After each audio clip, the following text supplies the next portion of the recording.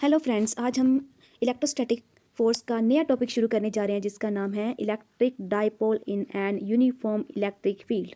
किसी भी डाइपोल को अगर हम इलेक्ट्रिक फील्ड के अंदर रखते हैं तो उस पर क्या क्या एक्सपीरियंस होता है वो हम डिस्कस करेंगे इस टॉपिक के अंदर।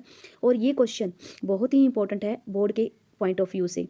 और ये क्वेश्चन इस फॉर्म में भी आ सकता है, torque on an electric dipole in uniform electric field. ठीक है, ये क्वेश्चन दोनों तरीकों से आ सकता है, तो आप जो भी इसमें तरीका करवाएंगे आप दोनों जगह पे ये सेम क्वेश्चन लिख सकते हैं आंसर। ठीक है, तो चलिए बिना देर किए हम अपने टॉपिक को स्टार्ट करते हैं। जब भी किसी डाइपोल को अगर हम किसी फील्ड के अंदर प्लेस करेंगे तो वो क्या करेगा, एक टॉर्क एक्सपीरियंस करेगा, उसके ऊपर टॉर्क अप्लाई होगी। टॉर्क अप्लाई होने की वजह से क्या होगा, कभी ये इधर की तरफ मूव करेगा, ये इधर की तरफ मूव करेगा, फिर ये वापस इधर आएगा, ऑसिलेट करता रहेगा, कभी इधर जाएगा।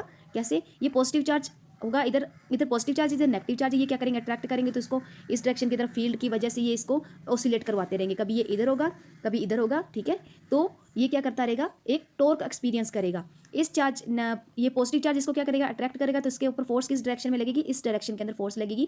फोर्स ड्यू टू इस नेगेटिव क्यू चार्ज की वजह से फोर्स क्या आई है, F is equal to minus q E की ई वेक्टर।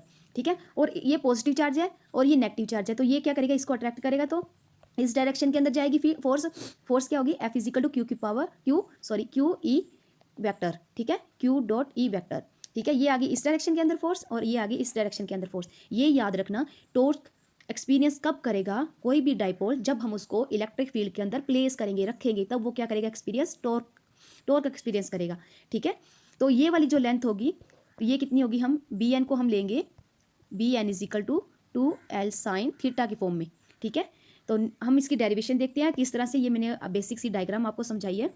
फर्स्टली आपने इसको क्या करना है, जो भी आपने डायग्राम बनाई है उसके बारे में सबसे पहले लिखेंगे। ठीक है, कैसे लिखेंगे, लेट एन इलेक्ट्रिक डाइपोल, कोई भी हमने एक इलेक्ट्रिक डाइपोल लिया है ए बी, जिसकी लेंथ क्या है 2L ली है, 2L है।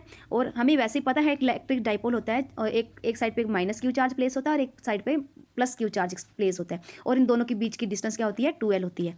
ठीक है, और इसको कहाँ पे रखा गया है, इलेक्ट्रिक फील्ड के अंदर।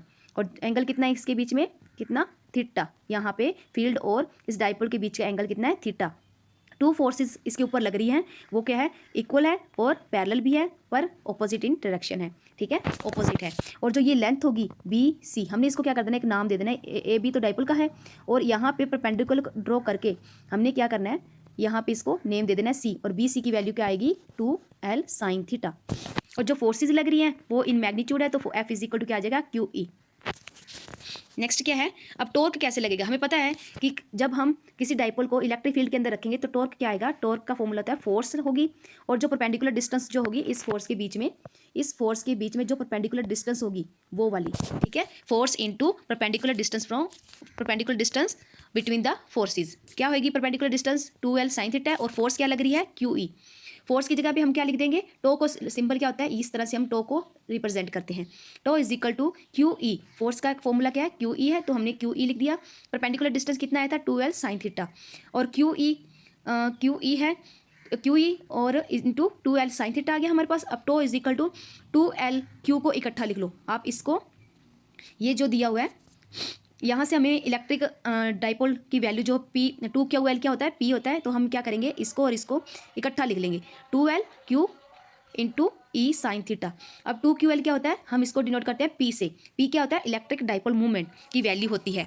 ठीक है, तो अब इसको क्या करेंगे, इलेक्ट्रिक डाइपोल मूवमेंट की जो वैल्यू है हम इसके अंदर प्लेस कर देंगे, तो इज इक्वल टू क्या आ गया, पी ई साइन थीटा।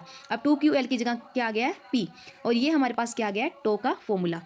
और वेक्टर फॉर्म के अंदर हम कैसे लिखेंगे, तो सभी के ऊपर वेक्टर लगा देंगे, क्योंकि हमें जब भी हम मैग्नेटिक फील्ड के अंदर उसको रखा है तो वहाँ पे हमें कुछ ना कुछ डायरेक्शन मिल रही है ना।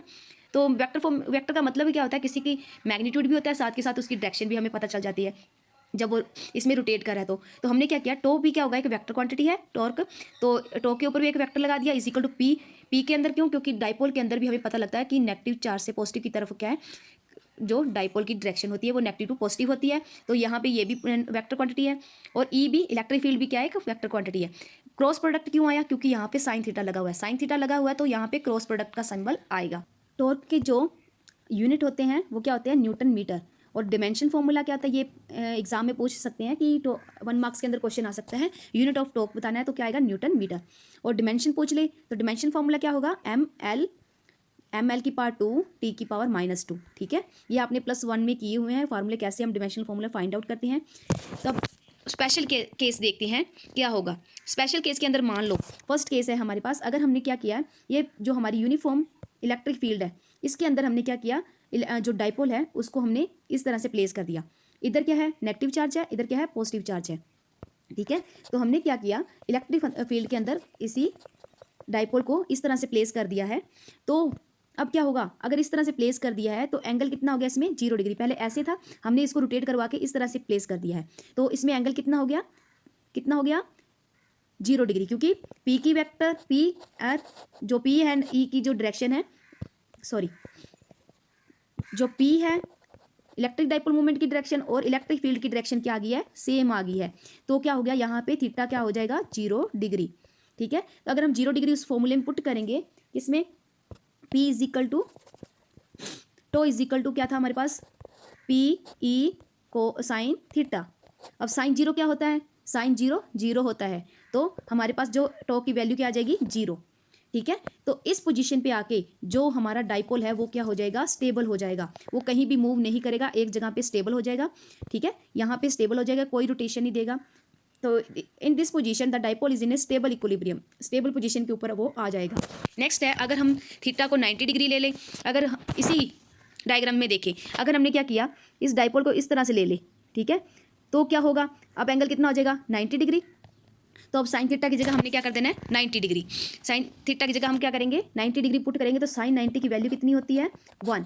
तो हमारे पास टॉर्क क्या आ जाएगा, P इंटू ई। तो ये वाली क्या होती है, यहाँ पे हमें मैक्सिमम टॉर्क मिलेगी जब जो फील्ड के अंदर, जो फील्ड है उसके अंदर हमने डाइपोल को 90 डिग्री के ऊपर प्लेस कर दिया है, तब हमारे पास क्या आएगा, टॉर्क जो आएगी मैक्सिमम अप्लाई होगी इस केस में।